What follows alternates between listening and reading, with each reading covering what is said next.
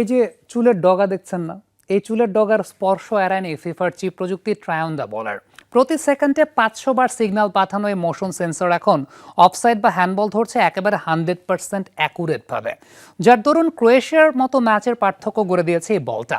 6 ঘন্টা battery backup থাকা এই ফুটবল দেখে এবার বাস্কেটবল লিগ এনবিএও ট্রায়াল করছে এই প্রযুক্তি। বিস্তারিত থাকছে এবারের প্রতিবেদনে। রুচি চানাচুর 300 গ্রাম ও 500 গ্রামের ফ্যামিলি প্যাক, এক প্যাকে পুরো পরিবার।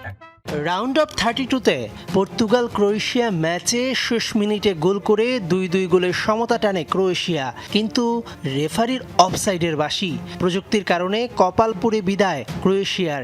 যেন গ্রিক সম্রাটের মতো পতন নিশ্চিত জেনে কান্নার বদলে লুকা মদ্রিচের অর্থপূর্ণ এই হাসি। ক্রোয়াটদের হয়ে জীবনের শেষ ম্যাচটি যে খেলে ফেলেছেন এই কিংবদন্তি।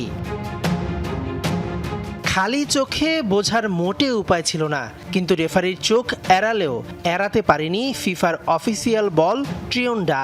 ক্রোয়েশিয়ার ইগোর মাতানোভিচের মাথায় বলটি সামান্যতম হয়তো চুলের ডগা স্পর্শ করেছিল, আর তাতেই বাতিল হয়ে যায় নিশ্চিত গোল। অ্যাডিডাসের তৈরি এই বলের প্যানেলে বসানো রয়েছে একটি অত্যাধুনিক IMU মোশন সেন্সর চিপ।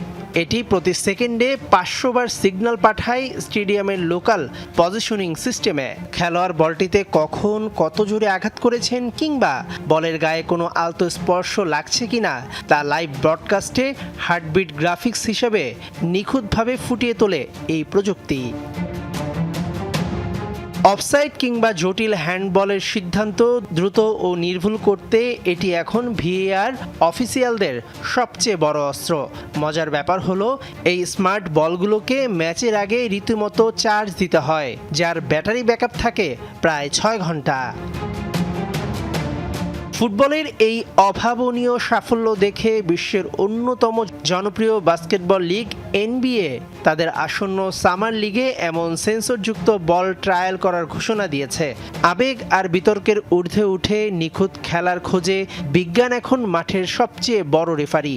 বিশ্বকাপের বাকি অংশ পার্থক্য করে দেবে এই বিশেষ বল।